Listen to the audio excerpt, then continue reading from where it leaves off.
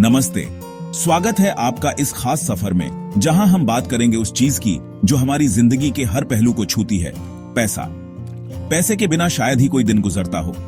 हम रोजाना इसका इस्तेमाल करते हैं, कभी सब्जी मंडी में, कभी ऑनलाइन शॉपिंग में, तो कभी बच्चों की फीस भरने में। लेकिन क्या आपने गौर किया है कि हम पैसों के बारे में खुलकर बात करने से अक्सर कतराते हैं? यह विषय हमारे समाज में थोड़ा संवेदनशील माना जाता है। कई बार हम सोचते हैं कि पैसा सिर्फ कमाने और खर्च करने के लिए है, लेकिन असल में यह समझदारी से इस्तेमाल करने की चीज है। वित्तीय शिक्षा का मतलब है अपने पैसे को समझना, उसकी कद्र करना और उसे सही दिशा में लगाना। यह हमें सिखाती है कि कैसे छोटी छोटी आदतें बड़ी बचत में बदल सकती हैं। यह कोई मुश्किल गणित नहीं है, बल्कि रोजमर्रा के फैसलों में समझदारी दिखाने की कला है। जैसे जब आप बाजार में कोई चीज खरीदते हैं तो दाम, क्वालिटी और जरूरत तीनों का ध्यान रखते हैं। सोचिए, जब हम नई चीज खरीदते हैं तो घंटों रिसर्च करते हैं, रिव्यू पढ़ते हैं, दोस्तों से सलाह लेते हैं। लेकिन जब बात अपने पैसों की आती है तो हम अक्सर लापरवाह हो जाते हैं, बिल्स को टाल देते हैं, खर्चों का हिसाब नहीं रखते। वित्तीय शिक्षा हमें यह सिखाती है कि हम अपने पैसों के मालिक बने, न कि उसके गुलाम। जब आप अपने पैसे को समझदारी से मैनेज करते हैं तो न सिर्फ तनाव कम होता है, बल्कि भविष्य भी सुरक्षित होता है।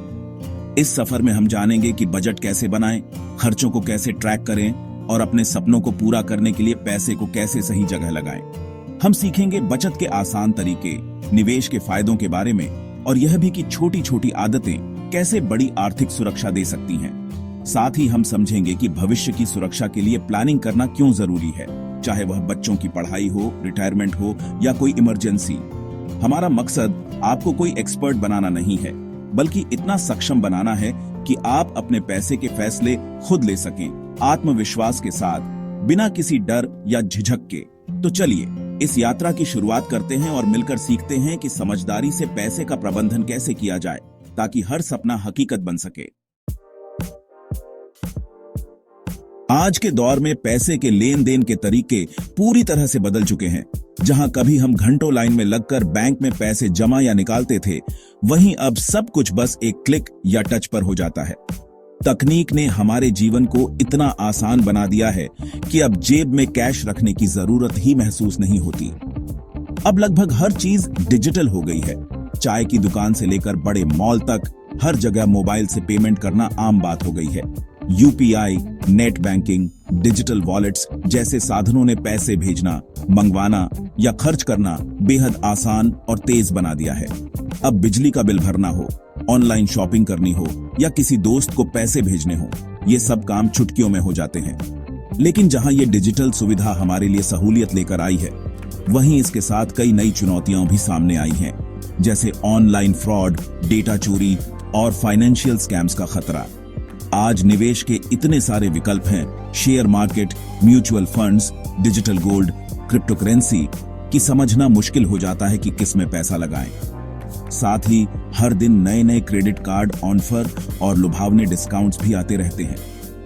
अभी खरीदो, बाद में चुकाओ जैसी स्कीमें युवाओं को तुरंत खरीदारी के लिए आकर्षित करती हैं, लेकिन इनके पीछे छुपे जोखिमों को समझना जरूरी है।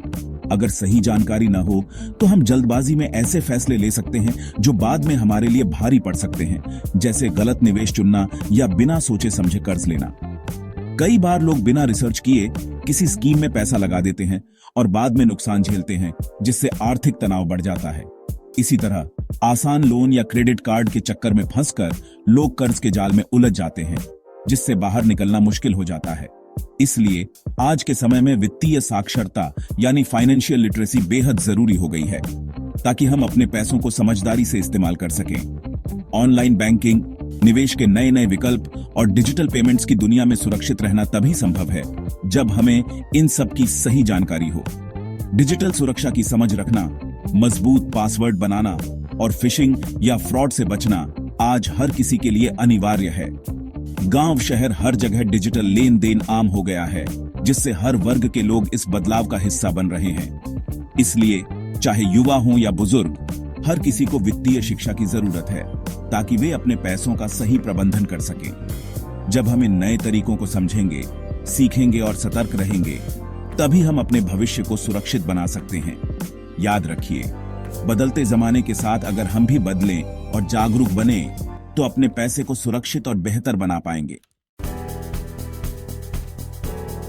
अक्सर लोग मानते हैं कि पैसे की प्लानिंग या फाइनेंशियल प्लानिंग सिर्फ उन्हीं के लिए है जिनके पास बहुत पैसा है, जैसे बड़े बिजनेस वाले या अमीर लोग।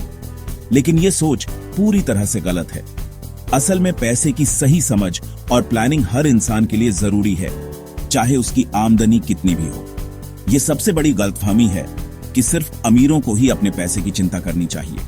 असलियत तो यह है कि जिनकी आमदनी सीमित है, उन्हें अपने हर एक रुपये का हिसाब रखना और उसका सही इस्तेमाल करना और भी ज्यादा जरूरी हो जाता है। वित्तीय शिक्षा आपको न सिर्फ स्थिरता देती है, बल्कि आपको रोजमर्रा के खर्चों को बेहतर ढंग से मैनेज करने में भी मदद करती है। इससे आप न सिर्फ अपने खर्च पूरे कर सकते हैं, बल्कि अचानक आने वाली इमरजेंसी के लिए भी तैयार रह सकते हैं। इमरजेंसी फंड बनाना, कर्ज से बचना और छोटी छोटी बचत करना, ये सब फाइनेंशियल प्लानिंग का हिस्सा है। जब आप अपने पैसे को सही तरीके से मैनेज करते हैं, तो आपको मानसिक शांति भी मिलती है।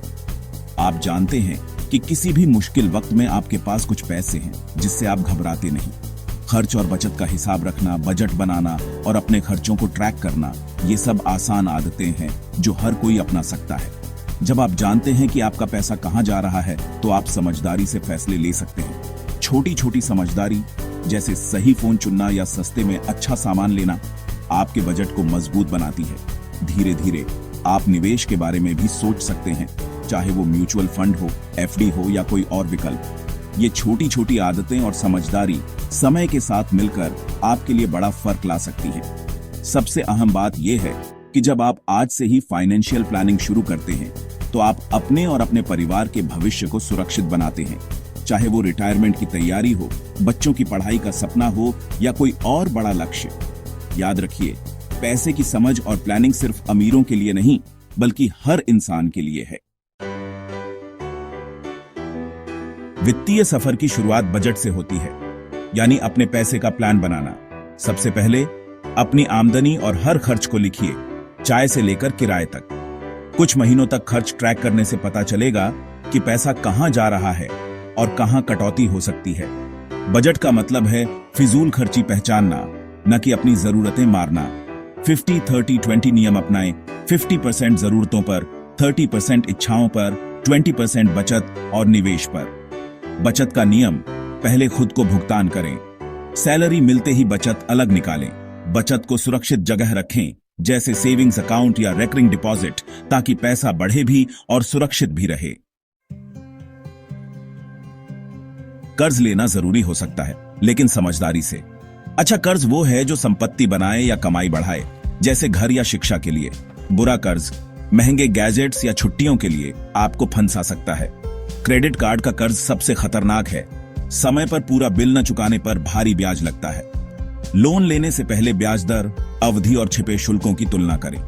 अपनी ईएमआई को आमदनी के 30-40% तक सीमित रखें, ताकि बाकी खर्च प्रभावित न हो। कर्ज को टूल की तरह इस्तेमाल करें, बैसाखी की तरह नहीं। जरूरत और इच्छा में फर्क समझें। सिर्फ बचत से महंगाई को मात नहीं दी जा सकती। निवेश जरूरी है। निवेश का मतलब है पैसे को ऐसी जगह लगाना जहां वह सेविंग्स अकाउंट से ज्यादा बढ़े। जोखिम से डरें नहीं। पीपीएफ, एफडी जैसे सुरक्षित विकल्प भी हैं। थोड़ा जोखिम लेकर म्यूचुअल फंड में एसआईपी से निवेश शुरू कर सकते हैं, हर महीने छोटी रकम से। एसआईपी से बाजार के उतार चढ़ाव का फायदा मिलता है और जोखिम बढ़ता है। निवेश की शुरुआत के लिए एक्सपर्ट होना जरूरी नहीं, धीरे धीरे सीखें और बढ़ें। सबसे अहम, जल्दी शुरुआत करें, ताकि कंपाउंडिंग का जादू आपके पैसे को बड़ा बना सके। बड़े सपनों को पूरा करने के लिए ठोस योजना और पैसे की जरूरत होती है। रिटायरमेंट की प्लानिंग जितनी जल्दी शुरू करें, उतना आसान रहेगा। रिटायरमेंट के लिए एनपीएस, पीपीएफ या इक्विटी म्यूचुअल फंड में एसआईपी जैसे विकल्प चुनें। हर महीने नियमित निवेश की आदत आपको लक्ष्य के करीब ले जाएगी। बीमा यानी इंश्योरेंस भी जरूरी है। टर्म लाइफ इंश्योरेंस परिवार की सुरक्षा देता है। हेल्थ इंश्योरेंस आपको और परिवार को इलाज के भारी खर्च से बचाता है। बीमा निवेश नहीं, सुरक्षा कवच है। यह मानसिक शांति देता है कि परिवार सुरक्षित रहेगा। डिजिटल लेन देन ने जिंदगी आसान की है, लेकिन नए खतरे भी लाए हैं। पासवर्ड और पिन कभी किसी से साझा न करें। बैंक भी आपसे यह नहीं मांगता। मजबूत पासवर्ड बनाएं, समय समय पर बदलें और हर अकाउंट के लिए अलग रखें। फिशिंग घोटालों से बचें, किसी संदिग्ध लिंक या ऐप पर क्लिक न करें। सार्वजनिक वाईफाई पर कभी भी वित्तीय लेन देन न करें। अपने डिवाइस में अच्छा एंटीवायरस रखें और सिर्फ सुरक्षित नेटवर्क का इस्तेमाल करें। इन छोटी सावधानियों से आप अपने पैसे को डिजिटल दुनिया में सुरक्षित रख सकते हैं। अब तक हमने जाना कि वित्तीय शिक्षा क्यों जरूरी है, लेकिन असली फर्क तभी आएगा जब आप इसे अमल में लाएं। शुरुआत छोटे कदम से करें, जैसे खर्च लिखना या छोटी बचत शुरू करना। अपने खर्चों की आदतें पहचानें और धीरे धीरे सुधारें। गलतियां होंगी, लेकिन उनसे सीखें, यही असली तरक्की है। लगातार सीखते रहें, किताबें पढ़ें, ब्लॉग्स फॉलो करें और परिवार दोस्तों से चर्चा करें। अपने पैसे की जिम्मेदारी खुद लें, यह आपकी मेहनत की कमाई है। आज ही तय करें, अपने पैसे के बॉस बने और अपनी वित्तीय आजादी की ओर पहला कदम बढ़ाएं। शेयर बाजार में निवेश करना सिर्फ शेयर खरीदना नहीं, बल्कि किसी कंपनी में हिस्सेदारी लेना है। जब आप किसी कंपनी के शेयर खरीदते हैं, तो आप उसके भविष्य, उसकी कमाई और उसके बिजनेस मॉडल में भरोसा दिखाते हैं। यह एक बड़ा फैसला है, जिसमें समझदारी और रिसर्च की जरूरत होती है। क्या आप बिना समझे अपना पैसा लगाना चाहेंगे? सोचिए, अगर आप किसी चीज को पूरी तरह नहीं समझते, तो उसमें निवेश करना कितना जोखिम भरा हो सकता है। यही वजह है कि सही जानकारी और समझ के बिना निवेश करना अपने पैसे को खतरे में डालना है। फंडामेंटल एनालिसिस यही काम आता है। यह कंपनी की असली सेहत और उसकी भविष्य की संभावनाओं को समझने का तरीका है।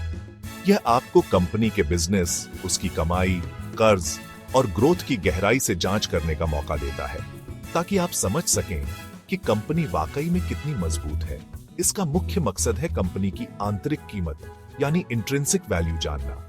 यह वह कीमत है जो कंपनी के असली फाइनेंशियल्स और ग्रोथ पोटेंशियल को देखकर तय की जाती है, न कि सिर्फ शेयर प्राइस देखकर। जैसे घर खरीदते वक्त आप उसकी नींव, पानी का सिस्टम और छत देखते हैं, वैसे ही यहाँ कंपनी के फाइनेंस, मैनेजमेंट और इंडस्ट्री में उसकी स्थिति को परखते हैं। आप यह भी देखते हैं कि कंपनी का मैनेजमेंट कितना ईमानदार और अनुभवी है और उसकी इंडस्ट्री में क्या संभावनाएं हैं। अगर कंपनी की असली कीमत उसके शेयर प्राइस से ज्यादा है, तो वह निवेश के लिए आकर्षक हो सकती है, जैसे डिस्काउंट पर बढ़िया चीज मिलना।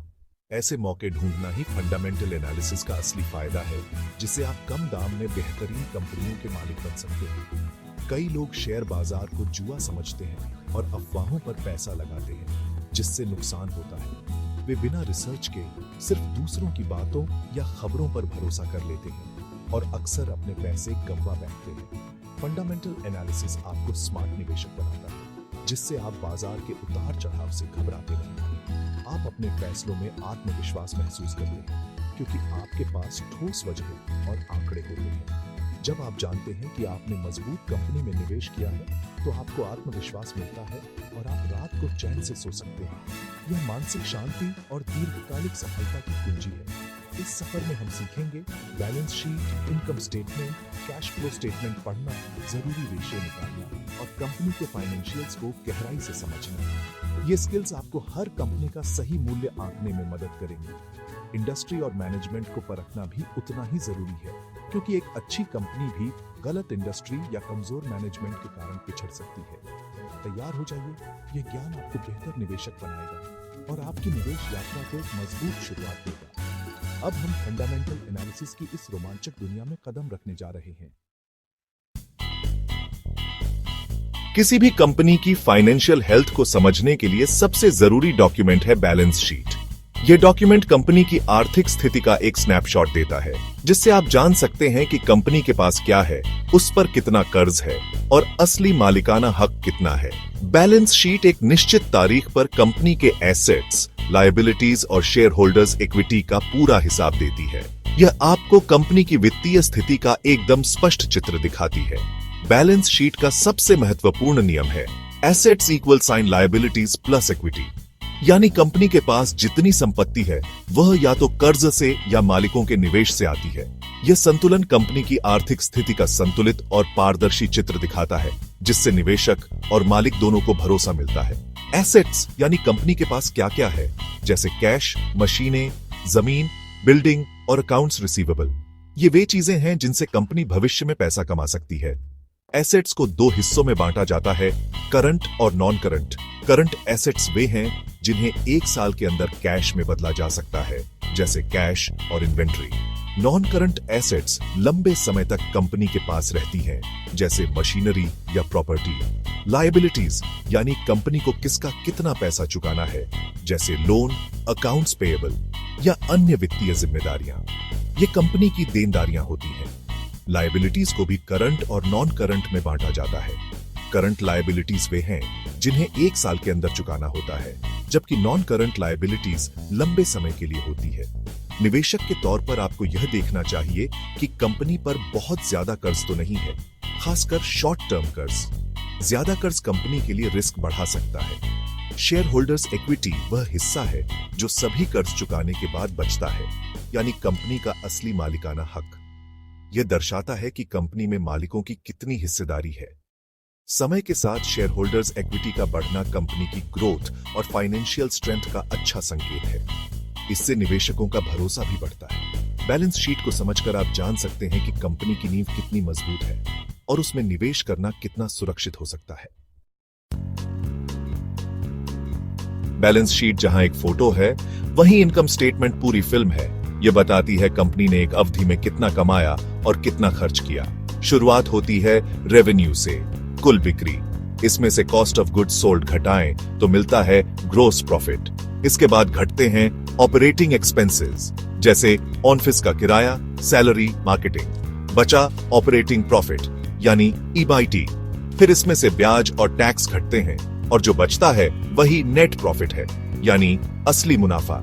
एक निवेशक को ऐसी कंपनियां देखनी चाहिए जिनका नेट प्रॉफिट लगातार बढ़ रहा हो। इनकम स्टेटमेंट से आप जान सकते हैं कि कंपनी सिर्फ चल रही है या सच में मुनाफा कमा रही है। यह स्टेटमेंट आपको कंपनी की कमाई की असली ताकत दिखाता है। कैश फ्लो स्टेटमेंट एक ऐसा दस्तावेज है जो कंपनी के पास असल में कितना कैश आया और गया, इसका पूरा हिसाब देता है।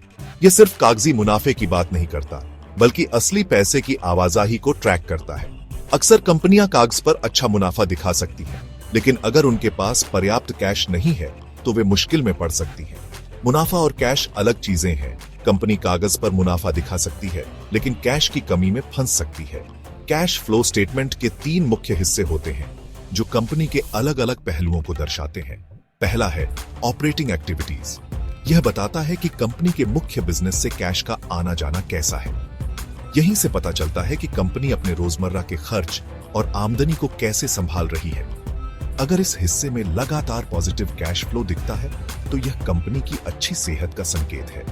इससे पता चलता है कि कंपनी अपने ऑपरेशन से स्थिरता से कैश कमा रही है। दूसरा हिस्सा है इन्वेस्टिंग एक्टिविटीज। यह बताता है कि कंपनी ने नई मशीनरी, संपत्ति या अन्य निवेशों में कितना कैश लगाया या निकाला। जब कंपनी बढ़ रही होती है तो यहां नेगेटिव कैश फ्लो आम है, क्योंकि वह भविष्य के लिए निवेश कर रही होती है। लेकिन निवेश हमेशा सोच समझकर और रणनीति के साथ होना चाहिए। निवेश के फैसले कंपनी की दीर्घकालिक ग्रोथ को प्रभावित करते हैं, इसलिए इनका विश्लेषण जरूरी है। तीसरा हिस्सा है फाइनेंसिंग एक्टिविटीज। इसमें लोन लेना, चुकाना या डिविडेंड देना जैसी गतिविधियां शामिल होती हैं।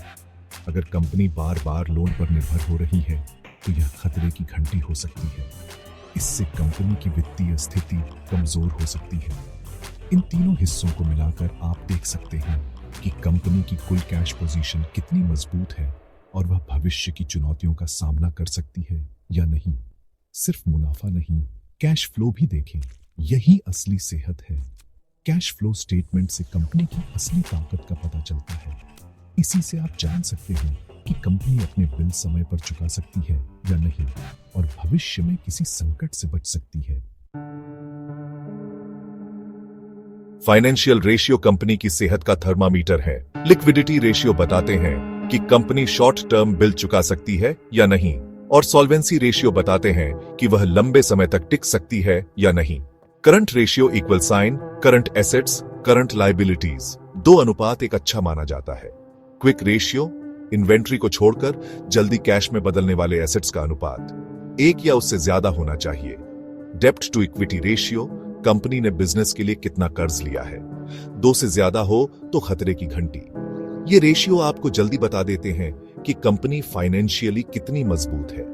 निवेश से पहले इन रेशियो को जरूर देखें, ये आपको बड़ी मुसीबत से बचा सकते हैं। रेशियो एनालिसिस से आप कंपनी की असली ताकत और कमजोरी पहचान सकते हैं।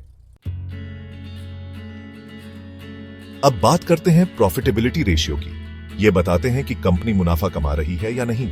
नेट प्रॉफिट मार्जिन, कुल बिक्री में से असली मुनाफा कितना प्रतिशत है, जितना ज्यादा उतना अच्छा। Return on equity, ROE, share धारकों के पैसे पर कंपनी कितना रिटर्न कमा रही है। 15% से ऊपर अच्छा माना जाता है। Return on assets, ROA, company अपने एसेट्स से कितना मुनाफा कमा रही है। ऊंचा आरओए कुशल बिजनेस का संकेत है। इन रेशियो की तुलना उसी इंडस्ट्री की दूसरी कंपनियों से करें। लगातार बढ़ते प्रॉफिटेबिलिटी रेशियो वाली कंपनियां निवेश के लिए बेहतर होती हैं।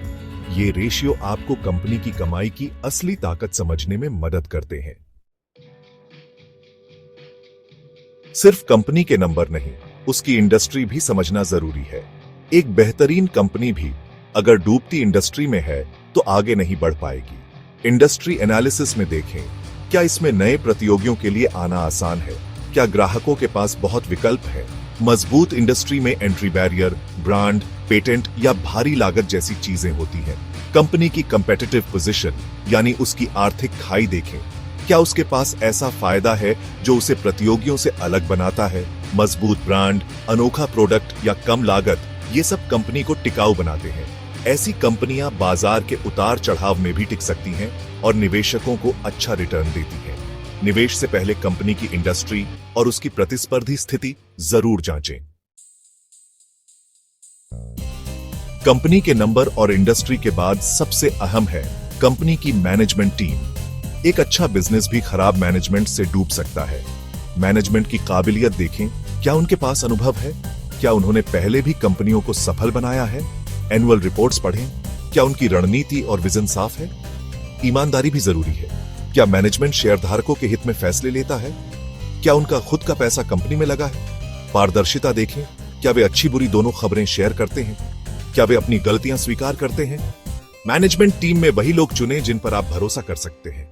अच्छा मैनेजमेंट औसत बिजनेस को भी ऊंचाइयों तक ले जा सकता है। अब आपने फंडामेंटल एनालिसिस के सारे पहलू सीख लिए। फाइनेंशियल स्टेटमेंट्स, रेशियो, इंडस्ट्री और मैनेजमेंट। इस ज्ञान से आप कंपनियों को सिर्फ शेयर प्राइस से नहीं बल्कि असली वैल्यू से आंक सकते हैं। फंडामेंटल एनालिसिस आपको बाजार के शोर से बचाता है।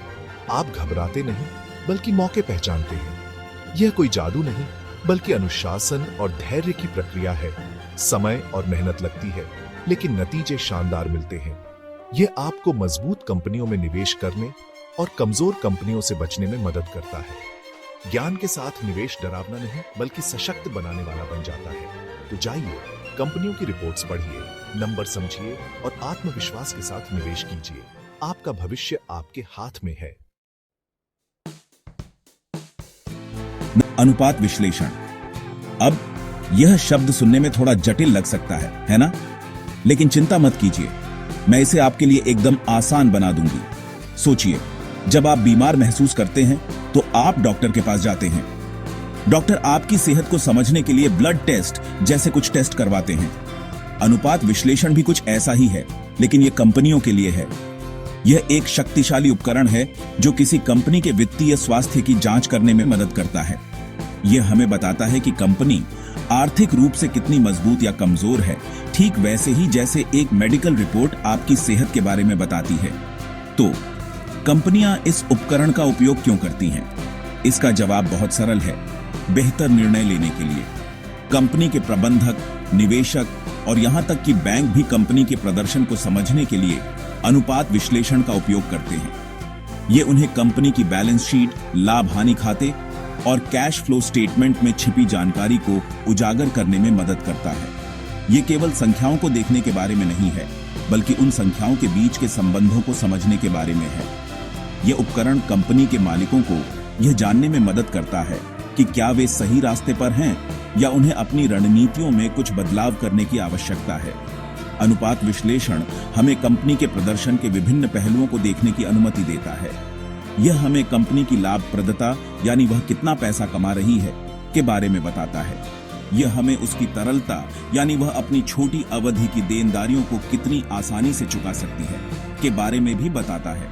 इसके अलावा यह हमें कंपनी की ऋण शोधन क्षमता यानी उसकी लंबी अवधि की वित्तीय स्थिरता के बारे में भी जानकारी देता है। संक्षेप में यह एक वित्तीय एक्सरे की तरह है जो कंपनी की हड्डियों की मजबूती को दिखाता है। यह हमें सिर्फ यह नहीं बताता कि कंपनी आज कहां है, बल्कि यह भी संकेत देता है कि भविष्य में वह कहां जा सकती है। इस विश्लेषण का सबसे बड़ा लाभ यह है कि यह तुलना करने में मदद करता है। आप एक कंपनी के प्रदर्शन की तुलना उसी उद्योग की दूसरी कंपनियों से कर सकते हैं। आप कंपनी के वर्तमान प्रदर्शन की तुलना उसके पिछले प्रदर्शन से भी कर सकते हैं। यह तुलनात्मक दृष्टिकोण हमें एक संदर्भ देता है जिससे हम यह समझ पाते हैं कि संख्याएं अच्छी हैं या बुरी। क्या 20% का लाभ मार्जिन अच्छा है? यह इस बात पर निर्भर करता है कि उद्योग का औसत क्या है और कंपनी ने पिछले साल कैसा प्रदर्शन किया था।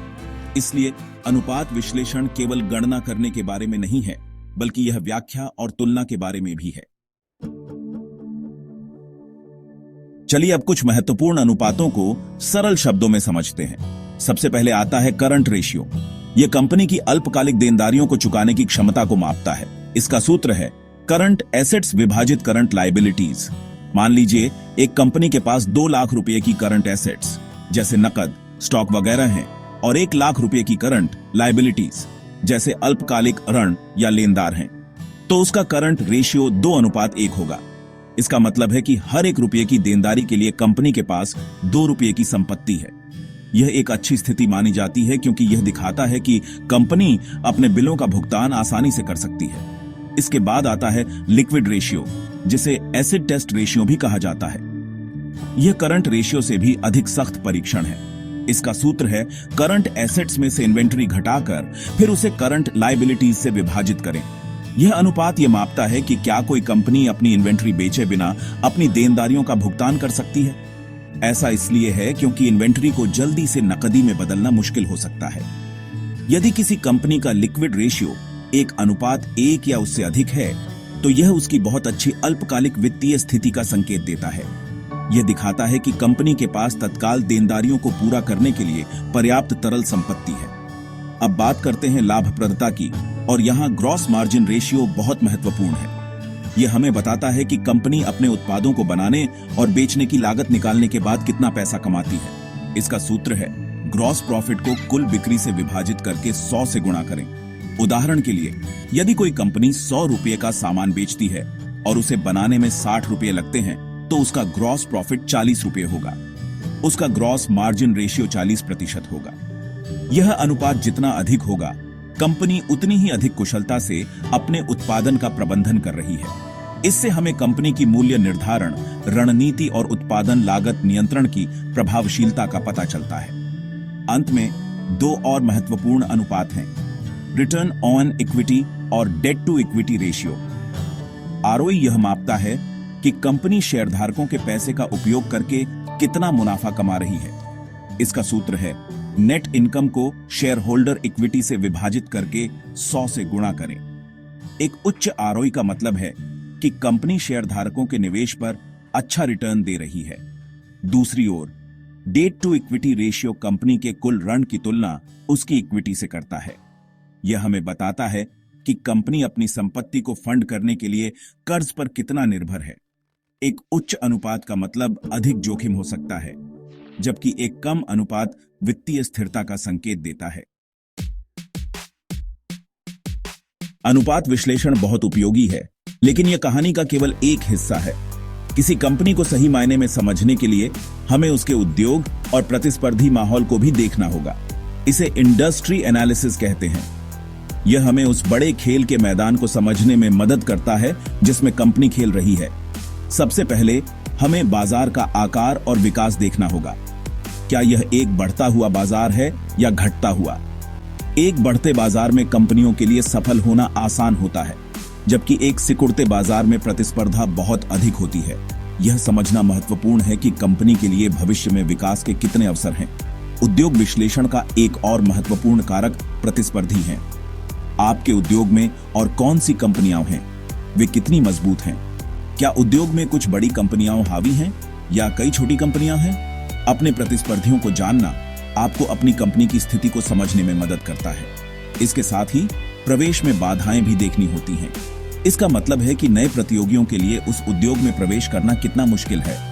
यदि बाधाएं अधिक हैं, जैसे कि उच्च पूंजी की आवश्यकता या मजबूत ब्रांड पहचान, तो मौजूदा कंपनियों के लिए यह अच्छा है, क्योंकि उन्हें कम प्रतिस्पर्धा का सामना करना पड़ता है। इसके बाद आपूर्तिकर्ताओं और खरीदारों की शक्ति आती है। क्या आपके आपूर्तिकर्ताओं के पास कीमतों को नियंत्रित करने की बहुत अधिक शक्ति है? यदि हां, तो यह आपके लाभ मार्जिन को कम कर सकता है। इसी तरह क्या आपके खरीदारों के पास बहुत सारे विकल्प हैं और वे कीमतों पर मोलभाव कर सकते हैं? यदि खरीदारों की शक्ति अधिक है, तो आपको प्रतिस्पर्धी बने रहने के लिए अपनी कीमतें कम रखनी पड़ सकती हैं। यह संतुलन किसी भी व्यवसाय की लाभप्रदता को सीधे प्रभावित करता है। इन शक्तियों को समझना आपको बेहतर बातचीत करने और अपनी रणनीति को समायोजित करने में मदद करता है। अंत में, प्रतिस्थापनों का खतरा भी एक महत्वपूर्ण कारक है। क्या आपके उत्पाद या सेवा के लिए कोई वैकल्पिक समाधान उपलब्ध है? उदाहरण के लिए, ट्रेनों के लिए हवाई जहाज एक प्रतिस्थापन है। यदि आपके उत्पाद के कई अच्छे विकल्प हैं, तो आपको ग्राहकों को बनाए रखने के लिए लगातार नवाचार करना होगा और प्रतिस्पर्धी मूल्य निर्धारण करना होगा। उद्योग विश्लेषण हमें इन सभी कारकों को एक साथ देखने में मदद करता है, जिससे हमें कंपनी के सामने मौजूद अवसरों और खतरों की एक स्पष्ट तस्वीर मिलती है। यह विश्लेषण एक रणनीतिक रोडमैप बनाने के लिए आवश्यक है। जब हम उद्योग को समझ लेते हैं, तो अगला कदम अपने प्रतिस्पर्धियों पर करीब से नजर डालना होता है। इसे प्रतिस्पर्धी विश्लेषण कहते हैं। इसका पहला बिंदु है प्रतिस्पर्धियों की ताकत और कमजोरियों को पहचानना। आपकी प्रतिस्पर्धी कंपनियां किस चीज में अच्छी हैं? वे कहां कमजोर हैं? शायद एक प्रतियोगी की मार्केटिंग बहुत मजबूत है, लेकिन उसका उत्पाद उतना अच्छा नहीं है, या किसी अन्य का वितरण नेटवर्क शानदार है। उनकी कमजोरियों को जानना आपको अवसर प्रदान कर सकता है, और उनकी ताकत को जानना आपको उन क्षेत्रों से बचने में मदद करता है जहां आप प्रतिस्पर्धा नहीं कर सकते। इसके बाद हमें उनके बाजार हिस्सेदारी को देखना होगा। कौन सा प्रतियोगी बाजार का सबसे बड़ा हिस्सा नियंत्रित करता है? क्या बाजार हिस्सेदारी समय के साथ बदल रही है? यह आपको उद्योग में शक्ति के संतुलन को समझने में मदद करता है। फिर उनके उत्पादों और सेवाओं का विश्लेषण करें। वे क्या पेशकश कर रहे हैं? उनके उत्पादों की गुणवत्ता कैसी है? क्या उनके पास कोई अनूठी विशेषता है जो आपके पास नहीं है? अपने प्रतिस्पर्धियों की पेशकशों को समझने से आपको अपने उत्पादों को बेहतर बनाने और बाजार में एक अद्वितीय स्थान बनाने के लिए विचार मिल सकते हैं। मूल्य निर्धारण और विपणन रणनीतियां भी प्रतिस्पर्धी विश्लेषण के महत्वपूर्ण हिस्से हैं। आपके प्रतियोगी अपने उत्पादों का मूल्य कैसे निर्धारित करते हैं? क्या वे प्रीमियम मूल्य लेते हैं या वे कम लागत वाले नेता हैं? वे अपने ग्राहकों तक कैसे पहुंचते हैं? क्या वे सोशल मीडिया पर बहुत सक्रिय हैं या वे पारंपरिक विज्ञापन पर ध्यान केंद्रित करते हैं? उनकी मूल्य निर्धारण और विपणन रणनीतियों का अध्ययन करने से आपको अपनी खुद की रणनीतियों को आकार देने में मदद मिलती है।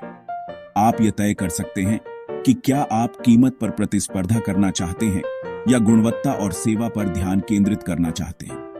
अंत में यह याद रखना महत्वपूर्ण है कि अनुपात विश्लेषण, उद्योग विश्लेषण और प्रतिस्पर्धी विश्लेषण केवल अकादमिक अभ्यास नहीं है। ये शक्तिशाली उपकरण हैं जो व्यवसायों को स्मार्ट, सूचित निर्णय लेने में मदद करते हैं। इन विश्लेषणों से प्राप्त अंतर्दृष्टि का उपयोग करके एक कंपनी अपनी ताकत का लाभ उठा सकती है, अपनी कमजोरियों को दूर कर सकती है, बाजार में अवसरों का फायदा उठा सकती है और संभावित खतरों से खुद को बचा सकती है। संख्याओं और बाजार की गतिशीलता को समझना ही वित्तीय प्रदर्शन के रहस्यों को खोलने और दीर्घकालिक सफलता सुनिश्चित करने की कुंजी है। मैनेजमेंट टीम इवोल्यूशन में सीक्रेट सॉस को उजागर करना। आइए जानें कि असल में लीडरशिप टीम्स को क्या खास बनाता है। क्या आप अपने बिजनेस को फ्यूचर प्रूफ बनाने के लिए तैयार हैं? चलिए शुरू करते हैं। पहला, एक्सपीरियंस और एक्सपर्टाइज। हमेशा चेक करें कि आपकी टीम के पास काम के लिए सही स्किल्स हैं या नहीं। दूसरा, लीडरशिप स्टाइल। क्या आपकी टीम इंस्पायर और गाइड करती है या सिर्फ ऑर्डर्स देती है? तीसरा, कम्युनिकेशन और कोलैबोरेशन। क्या सब लोग एक साथ स्मूथली काम कर सकते हैं या यह एक मैस है? चौथा, एडेप्टेबिलिटी और इनोवेशन, ग्रेट टीम्स चेंज को एम्ब्रेस करती हैं और आइडियाज को फ्लोइंग रखती हैं।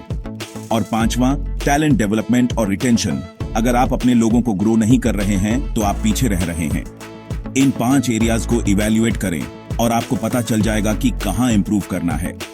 अपनी स्ट्रेटेजी इनके इर्द गिर्द बनाएं और देखें कि आपकी मैनेजमेंट टीम एक पावर हाउस में कैसे बदलती है जो रियल सक्सेस लाती है। फाइनेंशियल प्लानिंग सिर्फ अमीरों के लिए नहीं है, यह हर उस इंसान के लिए है जो पैसे की चिंता करना बंद करके एक अच्छी जिंदगी जीना चाहता है। अपने पैसे को एक कार की तरह समझें। अगर कोई मंजिल नहीं है तो आप खो जाएंगे और परेशान हो जाएंगे। फाइनेंशियल प्लानिंग आपका जीपीएस है जो आपके पैसों को सही रास्ता और मकसद देता है। ज्यादातर लोग अपने पैसों पर ध्यान नहीं देते, बस अच्छे की उम्मीद करते हैं और सोचते हैं कि सारा पैसा कहां चला गया। यह कोई स्ट्रैटेजी नहीं है, यह चिंता बढ़ाने का एक तरीका है। इन्वेस्टिंग वह इंजन है जो आपको आपकी मंजिल तक तेजी से पहुंचाता है, आपके पैसों को आपके लिए काम करवाता है। यह जुआ खेलने या जल्दी से अमीर बनाने वाले स्टॉक्स के पीछे भागना नहीं है। यह एक सिस्टमेटिक ऑटोमेटेड प्रोसेस है जो भरोसेमंद तरीके से दौलत बनाता है। प्लानिंग और इन्वेस्टिंग मिलकर एक पावरफुल सिस्टम बनाते हैं जो आपके फाइनेंशियल फ्यूचर को बदल देता है। आपका प्लान आपको बताता है कि आप क्यों बचा रहे हैं, आपके इन्वेस्टमेंट उसे पूरा करते हैं। बिना प्लान के आपके इन्वेस्टमेंट सिर्फ बेतरतीब एसेट्स हैं। बिना इन्वेस्टिंग के आपका प्लान सिर्फ एक सपना है। मुश्किल चार्ट और टीवी पंडितों को भूल जाइए, हम इसे आसान प्रैक्टिकल स्टेप्स में समझाएंगे। आपको दौलत बनाने के लिए मैथ्स का जीनियस होने की जरूरत नहीं है, बस कुछ खास सिद्धांतों को समझना है। सबसे जरूरी सिद्धांत, खुद को जाने, खासकर रिस्क के साथ अपने रिश्ते को। अगर आप यह सही करते हैं तो आप पहले से ही ज्यादातर लोगों से आगे हैं। आइए रिस्क टॉलरेंस के बारे में बात करते हैं, जो इन्वेस्टिंग का सबसे पर्सनल हिस्सा है। यह आपका रात को चैन से सोने वाला फैक्टर है। आप बाजार में कितना उतार चढ़ाव झेल सकते हैं बिना घबराए। अगर आप अपनी कंफर्ट जोन से बाहर इन्वेस्ट करते हैं तो आप शायद गलत फैसले लेंगे, जैसे घबराहट में कम दाम पर बेचना या ग्रोथ का फायदा न ले पाना। अपनी रिस्क टॉलरेंस का पता लगाना खुद के साथ ईमानदार होने जैसा है। आपके गोल्स, आपकी टाइमलाइन, आपकी फाइनेंशियल सिचुएशन और अनिश्चितता पर आपकी अंदरूनी प्रतिक्रिया। इसे रोलर कोस्टर चुनने जैसा समझें। कुछ लोग रोमांच चाहते हैं, दूसरे एक स्मूथ राइड। दोनों में से कोई सही या गलत नहीं है। यह इस बारे में है कि आपको सफर का मजा कैसे आता है। आपकी रिस्क टॉलरेंस यह तय करती है कि आप अपने प्लान पर टिके रहें और अपने गोल्स तक पहुंचें। आपकी रिस्क टॉलरेंस 4 मुख्य फैक्टर्स से बनती है। पहला, आपके फाइनेंशियल गोल्स और टाइम होराइजन। आपको पैसे की कब तक जरूरत पड़ेगी। कम समय के गोल्स में कम रिस्क की जरूरत होती है, लंबे समय के गोल्स ज्यादा रिस्क झेल सकते हैं। दूसरा, आपकी पर्सनल रिस्क एपेटाइट।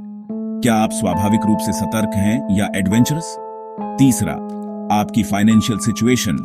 स्थिर इनकम, इमरजेंसी सेविंग्स और कम कर्ज का मतलब है कि आप ज्यादा रिस्क ले सकते हैं। अगर आपकी फाइनेंशियल सिचुएशन कमजोर है तो पहले स्थिरता पर ध्यान दें। आखिर में, आपकी इन्वेस्टमेंट नॉलेज। नए इन्वेस्टर्स अक्सर वोलेटिलिटी से डरते हैं, लेकिन अनुभव से आत्मविश्वास आता है। जैसे जैसे आप सीखेंगे, आप देखेंगे कि बाजार का ऊपर नीचे होना सामान्य है। जितना ज्यादा आप जानेंगे, आप एक स्मार्ट लॉन्ग टर्म स्ट्रैटेजी के साथ उतने ही सहज होंगे। इन फैक्टर्स के बारे में ईमानदारी एक ऐसा प्लान बनाने की कुंजी है जिस पर आप टिके रहेंगे। आइए देखते हैं कि रिस्क टॉलरेंस असल जिंदगी में कैसे काम करती है। प्रिया 28 साल की 55 साल की उम्र में रिटायर होना चाहती है। एक लंबी टाइम होराइजन, स्थिर नौकरी और कोई कर्ज न होने से वह ज्यादा रिस्क ले सकती है। उसका पोर्टफोलियो ज्यादातर स्टॉक्स में है। डेविड 58 साल के 7 साल में रिटायर होने की योजना बना रहे हैं।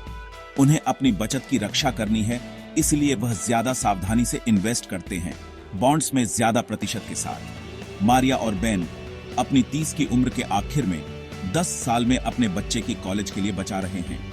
वे सतर्क हैं और उनकी रिस्क क्षमता मध्यम है, इसलिए वे स्टॉक्स और बॉन्ड्स का एक बैलेंस्ड मिक्स चुनते हैं।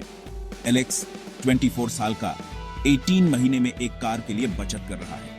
उसकी इनकम अनियमित है, इसलिए वह अपनी बचत को एक हाई यील्ड अकाउंट में रखता है, स्टॉक मार्केट में नहीं। अलग अलग गोल्स और सिचुएशंस के लिए अलग अलग रिस्क स्ट्रैटेजीज की जरूरत होती है। सही अप्रोच आपकी टाइमलाइन, फाइनेंशियल स्टेबिलिटी और कंफर्ट लेवल से मेल खाती है। कोई एक साइज फिट्स ऑल जवाब नहीं है।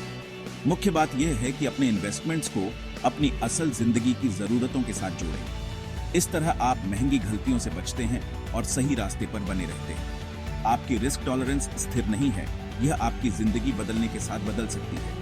अपने गोल्स और परिस्थितियों के बदलने पर इसे नियमित रूप से देखते रहे। यही स्मार्ट इन्वेस्टिंग है। डाइवर्सिफिकेशन, अपने पैसे को अलग अलग इन्वेस्टमेंट्स में फैलाना, इन्वेस्टिंग में फ्री लंच के सबसे करीब है। अगर आपके पोर्टफोलियो का एक हिस्सा गिरता है तो दूसरे स्थिर रह सकते हैं या बढ़ सकते हैं, जिससे आपके रिटर्न्स स्मूथ होते हैं। कल्पना कीजिए कि आपने अपना सारा पैसा एक अम्ब्रेला कंपनी में लगा दिया है, एक सूखा साल, और आप डूब गए। लेकिन अगर आपके पास सनस्क्रीन और एयर कंडीशनर स्टॉक्स भी हैं, तो आप सुरक्षित हैं। डाइवर्सिफिकेशन एसेट क्लासेस में भी काम करता है। स्टॉक्स, बॉन्ड्स और कैश अलग अलग इकोनॉमीज में अलग तरह से बिहेव करते हैं। एक मिक्स रखने से आपको भविष्य की भविष्यवाणी करने की जरूरत नहीं है। आप किसी भी चीज के लिए तैयार हैं। इस तरह स्मार्ट इन्वेस्टर्स रिस्क मैनेज करते हैं और लंबे समय तक इन्वेस्टेड रहते हैं। यह रिस्क से बचने के बारे में नहीं है, बल्कि इसे समझदारी से मैनेज करने के बारे में है। डाइवर्सिफाई करने का सबसे आसान तरीका, कम लागत वाले इंडेक्स फंड्स या ETFs का उपयोग करें। एक S&P 500 इंडेक्स फंड आपको सैकड़ों अमेरिकी कंपनियों में तुरंत एक्सपोजर देता है। लेकिन यही मत रुकिए, ग्लोबल ग्रोथ के लिए एक इंटरनेशनल स्टॉक इंडेक्स फंड भी जोड़ें। यह आपको बचाता है अगर अमेरिकी बाजार में गिरावट आती है और आपको दुनिया भर के अवसरों से फायदा उठाने देता है। स्थिरता के लिए एक total bond market index fund जोड़ें। बॉन्ड स्टॉक में गिरावट के दौरान आपके पोर्टफोलियो को सहारा देते हैं। स्टॉक और बॉन्ड का मिश्रण आपकी रिस्क टॉलरेंस और उम्र पर निर्भर करता है। युवा निवेशक ज्यादा रिस्क ले सकते हैं। जो रिटायरमेंट के करीब हैं, उन्हें ज्यादा रूढ़िवादी होना चाहिए। एक वन स्टॉप सॉल्यूशन चाहिए। एक टारगेट डेट फंड आजमाएं। यह ऑटोमेटिकली डाइवर्सिफाई करता है और रिटायरमेंट के करीब आने पर एडजस्ट होता है। बस अपने रिटायरमेंट वर्ष के सबसे करीब वाले फंड को चुनें और यह बाकी काम करता है। शुरुआती लोगों के लिए यह set it and forget it approach शक्तिशाली और सरल है। डाइवर्सिफिकेशन मुश्किल नहीं है, यह एक मजबूत पोर्टफोलियो की नींव है। बड़े पैमाने पर शुरू करें, लागत कम रखें और समय को अपना काम करने दें। इस तरह आप दौलत बनाते हैं। धैर्य आपकी सबसे बड़ी इन्वेस्टिंग सुपर पावर है। बाजार शॉर्ट टर्म में शोरगुल वाला और अस्थिर होता है, लेकिन दशकों में यह बढ़ता है। बाजार को टाइम करने की कोशिश करना जुआ है। यहां तक कि प्रो भी इसमें गलती करते हैं। एक लॉन्ग टर्म मानसिकता गिरावट को अवसरों में बदल देती है। बाजार में गिरावट आपदा नहीं, बल्कि सेल है। स्पष्ट, मापने योग्य लक्ष्य निर्धारित करें जिनकी समय सीमा साफ हो, जैसे 60 साल की उम्र तक $1.50 मिलियन। अपने मासिक इन्वेस्टमेंट टारगेट को निर्धारित करने के लिए पीछे की ओर काम करें। अपने योगदान को ऑटोमेट करें ताकि आप लगातार इन्वेस्ट करें, चाहे बाजार कुछ भी करे। यह भावनाओं को हटाता है और डॉलर कॉस्ट एवरेजिंग के माध्यम से दौलत बनाता है। रोजाना के शोर को अनदेखा करें, अपने प्लान पर ध्यान दें, इस पर टिके रहें और कंपाउंडिंग को भारी काम करने दें। इस तरह असली दौलत बनती है। क्या आप परेशान हैं? परेशान ना हो, शुरू करना आसान है। सबसे पहले अपने नंबर्स को जानें, अपनी इनकम और खर्चों को ट्रैक करें ताकि यह पता चल सके कि आपका पैसा कहां जा रहा है। एक छोटा इमरजेंसी फंड बनाएं। कम से कम 1 महीने के जरूरी खर्चों को एक हाई यील्ड सेविंग्स अकाउंट में रखें। यह आपको जिंदगी के सरप्राइज से बचाता है और मुश्किल में इन्वेस्टमेंट बेचने से रोकता है। एक बार जब आपके पास अपनी सेफ्टी नेट हो तो एक इन्वेस्टमेंट अकाउंट खोलें, जैसे कि एक रोथ IRA। इसे एक भरोसेमंद ब्रोकरेज के साथ ऑनलाइन सेट करना आसान है। अलग अलग स्टॉक्स चुनने से बचें। तत्काल डाइवर्सिफिकेशन के लिए एक टारगेट डेट इंडेक्स फंड चुनें। ऑटोमेटिक मासिक योगदान सेट करें। $50 भी आदत शुरू करने के लिए काफी है। राशि से ज्यादा निरंतरता मायने रखती है। इन स्टेप्स के साथ आपने एक globally diversified automated investment plan बना लिया है। आप आधिकारिक तौर पर एक इन्वेस्टर हैं। बधाई हो, आपकी फाइनेंशियल यात्रा शुरू हो गई है। फाइनेंशियल प्लानिंग और इन्वेस्टिंग कॉम्प्लेक्सिटी के बारे में नहीं है, वे सरल शक्तिशाली आदतों के बारे में है। आप अब रिस्क टॉलरेंस, डाइवर्सिफिकेशन और लॉन्ग टर्म ऑटोमेटेड इन्वेस्टिंग की शक्ति को समझते हैं। अपने गोल्स और रिस्क के साथ अपनी सहजता के बारे में ईमानदार रहकर आप एक ऐसा पोर्टफोलियो बना सकते हैं जिस पर आप टिके रहेंगे। इंडेक्स फंड्स और टारगेट डेट फंड्स छोटे अमाउंट के साथ भी शुरू करना आसान बनाते हैं। असली रहस्य, अभी शुरू करें, अपने प्लान को ऑटोमेट करें और समय को आपके लिए काम करने दें। दौलत धैर्य, अनुशासन और रोजाना के शोर को अनदेखा करने से बनती है। आपको ज्यादा पैसे या ज्ञान का इंतजार करने की जरूरत नहीं है, बस पहला कदम उठाएं। अपने नंबर्स को जानें, अपनी सेफ्टी नेट बनाएं, एक अकाउंट खोलें और अपने इन्वेस्टमेंट्स को ऑटोमेट करें। आप अब सिर्फ बचत करता नहीं हैं, आप एक इन्वेस्टर हैं जो अपना फाइनेंशियल फ्यूचर बना रहे हैं। अब इसे बनाएं। बूम! हाउस ऑफ गेम्स में आपका स्वागत है। क्या आप तैयार हैं? क्या आप सच में पैसा रिड्यूस करने के लिए तैयार हैं? सिर्फ टाइम पास नहीं, सिर्फ उम्मीद और दुआ नहीं, बल्कि सच में ऐसी दौलत बनाना जो टिकी रहे। तो ध्यान से सुनो, क्योंकि मैं आपको सीक्रेट सॉस पूरा पैकेज देने वाला हूं। यह सिर्फ हॉट टिप्स के पीछे भागने या किसी नौसिखिए की तरह मार्केट को टाइम करने के बारे में नहीं है। नहीं नहीं नहीं, फाइनेंशियल फ्रीडम का असली रास्ता, वो स्ट्रैटेजी जो प्रोज यूज करते हैं, जिससे आपको रात में अच्छी नींद आती है, वो दो सिंपल पावरफुल पिलर्स पर बनी है, डाइवर्सिफिकेशन और लॉन्ग टर्म पर्सपेक्टिव। वो डायल मत बदलना, क्योंकि आप सही जगह पर हो। आप मुझे हर समय स्टॉक्स के बारे में बात करते हुए सुनते हो, है ना? खरीदो खरीदो खरीदो, लेकिन मैं असल में एक पोर्टफोलियो बनाने की बात कर रहा हूं, विनर्स की एक टीम। आप सिर्फ पिचर्स के साथ एक बेसबॉल टीम नहीं बनाओगे, है ना? बिल्कुल नहीं। आपको हिटर्स चाहिए, फील्ड चाहिए, एक डीप बेंच चाहिए। यही है डाइवर्सिफिकेशन मेरे दोस्तों। ये अपने सारे अंडे एक ही टोकरी में न रखने के बारे में है, क्योंकि अगर वो टोकरी गिर गई तो आप एक बिखरे हुए गड़बड़ के साथ रह जाओगे। ये सिर्फ एक सुझाव नहीं है, ये स्मार्ट इन्वेस्टिंग के लिए एक रिड्यूसेंडमेंट है। ये अल्टीमेट डिफेंसिव प्ले है जो आपकी मेहनत की रिड्यूसई को बचाता है। और लॉन्ग टर्म व्यू, वो आपकी सुपर पावर है। मार्केट ऊपर जाता है, मार्केट नीचे आता है, बेयर्स दहाड़ेंगे, पंडित घबराएंगे, लेकिन कौन परवाह करता है? हम इसमें एक हफ्ते या एक महीने के लिए नहीं हैं, हम इसमें सालों के लिए हैं, दशकों के लिए। हम लेगेसीज बना रहे हैं। लॉन्ग टर्म पर्सपेक्टिव रखने का मतलब है कि आप स्टॉर्मों का सामना कर सकते हो, शोर को अनदेखा कर सकते हो और कंपाउंडिंग की पावर को अपने लिए मैजिक करने दे सकते हो। ये दो स्ट्रैटेजीज, डाइवर्सिफिकेशन और एक लॉन्ग टर्म व्यू, रिस्क को मैनेज करने और अपने फाइनेंशियल गोल्स को तोड़ने के लिए आपकी टिकट है। चलो इसमें कूदते हैं। एक क्रेजी मार्केट के खिलाफ आपका कवच रिस्क कम हुआ। चलो रिस्क के बारे में बात करते हैं। यह हर इन्वेस्टर के लिए बिस्तर के नीचे का राक्षस है, लेकिन हम मॉन्स्टरों से फिरते नहीं है ना? नहीं, हम उस जानवर को काबू करेंगे। कैसे? अपने पैसे को फैलाकर। मैं डाइवर्सिफिकेशन की बात कर रहा हूं, इसके बारे में सोचो। अगर आप अपने पास का हर एक रुपया एक हॉट टेक स्टॉक में डालते हो, तो क्या होता है जब सीईओ कुछ क्रेजी कहता है या वो एक पैसे से अर्निंग्स मिस कर देते हैं? धड़ाम, आपका पोर्टफोलियो तबाह हो जाता है। यह एक डिजास्टर है, एक टोटल वाइप आउट, और मैं नहीं चाहता कि आपके साथ ऐसा हो। हम उससे ज्यादा स्मार्ट हैं, हम जुआरी नहीं हैं, हम इन्वेस्टर्स हैं। तो हम क्या करते हैं? हम प्यार फैलाते हैं। आप थोड़ा टेक खरीदते हो जरूर, क्योंकि आप वो ग्रोथ चाहते हो, लेकिन आप कुछ भरोसेमंद हेल्थ केयर स्टॉक्स भी खरीदते हो, क्योंकि लोगों को हमेशा दवा की जरूरत होती है। आपको कुछ कंज्यूमर स्टेपल्स मिलते हैं, वो कंपनियां जो टूथपेस्ट और साबुन बेचती हैं, क्योंकि वे स्टेबल होती हैं। आप कुछ इंडस्ट्रियल जाइंट्स जोड़ते हो, इकोनॉमी की रीढ़। आप अलग अलग देशों, अलग अलग मार्केट्स को भी देख सकते हो। यह सिर्फ अलग अलग स्टॉक्स चुनने के बारे में नहीं है, यह अलग अलग तरह के एसेट्स चुनने के बारे में है। स्टॉक्स, बॉन्ड्स, शायद कुछ रियल एस्टेट, थोड़ा सोना। जब एक जिग करता है तो दूसरा झैक करता है। जब आप ऐसा करते हो, जब आप इन्वेस्टमेंट्स का ये खूबसूरत मौज़ेक बनाते हो, तो आप एक सेफ्टी नेट बना रहे होते हो। अगर टेक सेक्टर में गिरावट आती है, तो आपके हेल्थ केयर और कंज्यूमर स्टॉक्स लाइन को पकड़े रखने के लिए होते हैं। वे झटके को कम करते हैं। यह आपकी कार में शॉक एब्जॉर्बर होने जैसा है। आप अभी भी आगे बढ़ रहे हो, लेकिन आपको सड़क के हर बम का एहसास नहीं होता। यह पूरी तरह से रिस्क से बचने के बारे में नहीं है, वो तो नामुमकिन है। यह इसे मैनेज करने, इसे कंट्रोल करने और यह सुनिश्चित करने के बारे में है कि कोई भी एक घटना आपको गेम से बाहर नहीं कर सकती। ऐसे ही आप मार्केट में टिके रहते हो और विनते हो। सिर्फ डिफेंस मत करो, बड़ा स्कोर करो, बढ़ी हुई संभावित रिड्यूसई।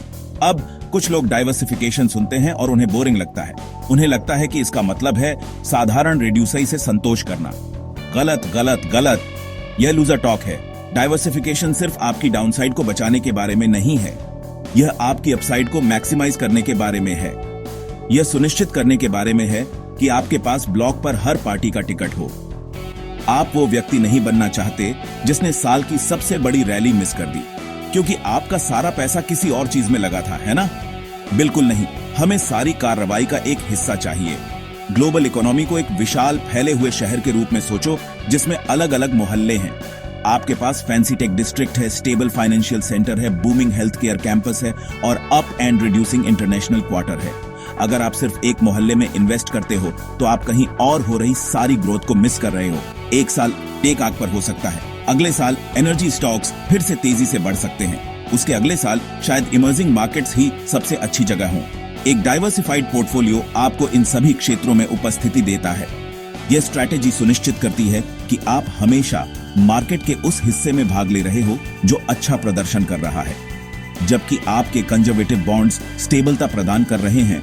आपके अग्रेसिव ग्रोथ स्टॉक्स चांद पर जा सकते हैं, जबकि आपके डोमेस्टिक प्लेज धीरे धीरे चल रहे हैं। एक इंटरनेशनल फंड एक बड़ी लहर पकड़ सकता है।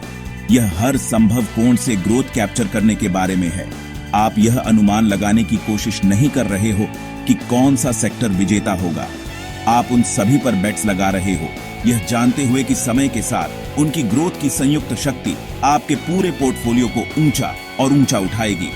यह बोरिंग नहीं है, यह स्मार्ट है। ऐसे ही आप बड़ी जीत हासिल करते हो। मुझे आपसे कुछ पूछना है। क्या आपको अपने पोर्टफोलियो को यो-यो की तरह ऊपर नीचे झूलते हुए देखना पसंद है? क्या आपको अपनी जीवन भर की बचत को एक ही दिन में 10% गिरते हुए देखकर अच्छा लगता है? मुझे नहीं लगता। यह दिल दहला देने वाला है।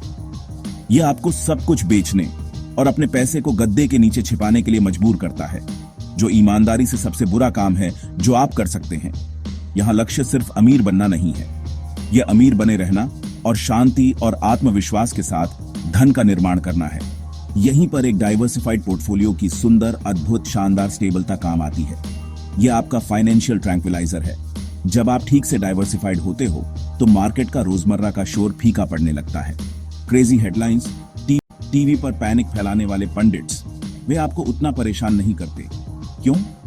क्योंकि आप जानते हो कि आपके पोर्टफोलियो में हर उस पोजीशन के लिए जो एक बुरा दिन बिता रही है, शायद कोई और हो जो स्थिर है या जिसका दिन अच्छा चल रहा है। यह राइड को स्मूथ करता है। भयानक चोटियों और घाटियों के बजाय आपको एक कोमल, ऊपर की ओर ढलान वाली पहाड़ी मिलती है। यही वो यात्रा है जिस पर हम चलना चाहते हैं दोस्तों। यह स्टेबलता ही आपको अपनी योजना पर टिके रहने देती है। यह आपको भावनात्मक जल्दबाजी में लिए गए निर्णयों से रोकती है जो धन को नष्ट करते हैं। जब आपका पोर्टफोलियो आपको हर दूसरे हफ्ते दिल का दौरा नहीं दे रहा होता है तो आप नीचे में पैनिक सेल करने या ऊपर में लालच से खरीदने की संभावना कम होती है। आप इन्वेस्टेड रह सकते हो, अपने पैसे को अपने लिए काम करने दे सकते हो और लॉन्ग टर्म प्राइस पर ध्यान केंद्रित कर सकते हो। यह सिर्फ एक फाइनेंशियल स्ट्रैटेजी नहीं है, यह एक साइकोलॉजिकल है। यह आपको सालों और दशकों तक कंपाउंडिंग को अपना काम करने देने की मन की शांति देता है। यही स्थायी धन बनाने का असली रहस्य है। यह स्टेबलता है बेबी। अस्टेबलता। बेयर्स को यह शब्द बहुत पसंद है।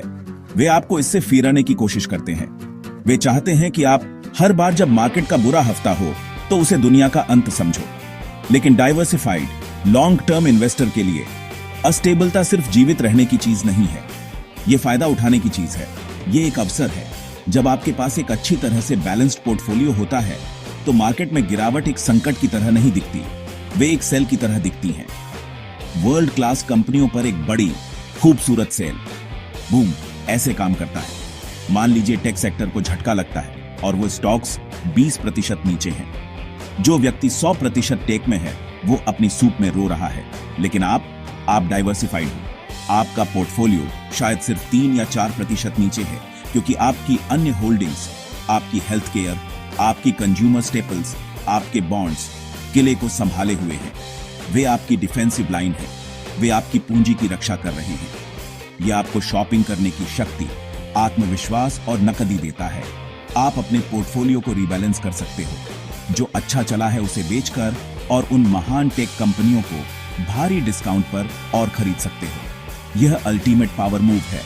आप कम पर खरीद रहे हो, जो बाय लो सेल हाई मंत्र का पहला आधा है, जिसके बारे में हर कोई बात करता है, लेकिन कुछ ही लोग वास्तव में करते हैं। डाइवर्सिफिकेशन आपको भावनात्मक और फाइनेंशियल स्टेबिलिटी देता है, ताकि आप तब काम कर सकें जब दूसरे घबरा रहे हैं। यह आपके पोर्टफोलियो को गिरावट के सबसे बुरे दौर से बचाता है, इसलिए आपको बेचने के लिए मजबूर नहीं किया जाता। इसके बजाय आप ताकत की स्थिति में होते हैं। आप दूसरों के डर का फायदा उठा सकते हैं। अस्टेबलता आपकी दोस्त बन जाती है, दुश्मन नहीं। यह वो इंजन है जो आपको अपनी लॉन्ग टर्म रिड्यूसरी को तेजी से बढ़ाने में मदद कर सकता है। तूफान से मत फिरो, बारिश में नाचना सीखो। ठीक है, चलो इसे सब कुछ घर ले आते हैं। हमने डिफेंस, स्टेबलता और अस्टेबलता का फायदा उठाने के बारे में बात की है, लेकिन अल्टीमेट गोल क्या है? यह ग्रोथ है, मैसिव, जीवन बदलने वाली लॉन्ग टर्म ग्रोथ। हम यहां पानी में तैरने के लिए नहीं हैं, हम यहां धन का एक साम्राज्य बनाने के लिए हैं।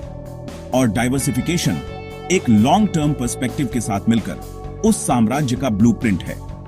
यह उस तरह का धन बनाने के लिए मास्टर प्लान है जो आपके रिटायरमेंट को फंड कर सकता है, आपके बच्चों को कॉलेज भेज सकता है और आने वाली पीढ़ियों के लिए एक विरासत छोड़ सकता है। हमारे समय की महान धन निर्माण कहानियों के बारे में सोचो।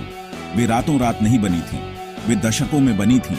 आज जो कंपनियां दिग्गज हैं, वे कभी छोटी स्टार्टअप्स थीं। एक डाइवर्सिफाइड पोर्टफोलियो सुनिश्चित करता है कि आपके पास विनर्स की अगली पीढ़ी तक पहुंच हो, चाहे वे कहीं से भी आएं। आपके पास एक उभरती हुई तकनीक या एक तेजी से बढ़ते अंतरराष्ट्रीय बाजार में एक छोटा आवंटन हो सकता है। इनमें से अधिकांश सफल नहीं हो सकते हैं, लेकिन आपको अपने पूरे पोर्टफोलियो की लॉन्ग रन में ग्रोथ को सुपरचार्ज करने के लिए केवल एक या दो को अगले अमेजन या गूगल बनने की जरूरत है। यह सबका जादू है। अपने बेट्स को फैलाकर आप खुद को होम रन मारने के अधिक मौके देते हो, और लंबी दौड़ के लिए खेल में बने रहकर आप उन होम रन को कंपाउंड करने और वास्तव में शानदार चीज में बदलने का समय देते हो। आप सिर्फ स्टॉक्स में इन्वेस्ट नहीं कर रहे हो, आप मानवीय सरलता में, आर्थिक प्रगति में, भविष्य में इन्वेस्ट कर रहे हो। आप फाइनेंशियल यूनिवर्स की सबसे पावरशाली स्ट्रेंथों का उपयोग कर रहे हो। रोजमर्रा के शोर से विचलित न हो, अपनी नजर लक्ष्य पर रखें, अपनी डाइवर्सिफाइड योजना पर टिके रहें, और समय की शक्ति और व्यापक बाजार के संपर्क को आपके लिए भारी काम करने दें। ऐसे ही आप वास्तविक स्थायी धन का निर्माण करते हो। तो ये रहा मार्केट में सक्सेसफुलता के लिए game plan, playbook, secret recipe. यह मुश्किल नहीं है। यह किसी गुप्त एल्गोरिथम या क्रिस्टल बॉल होने के बारे में नहीं है। यह दो मूलभूत सिद्धांतों के बारे में है, डाइवर्सिफिकेशन और एक लॉन्ग टर्म पर्सपेक्टिव। यह स्मार्ट होने, धैर्यवान होने और अनुशासित होने के बारे में है। आप अपने सारे विश्वास को एक ही स्टॉक या सेक्टर में न डालकर विनाशकारी नुकसान से खुद को बचाते हो। आप खुद को इकोनॉमी के हर कोने से ग्रोथ कैप्चर करने का मौका देते हो। यह अल्टीमेट 1-2 पंच है।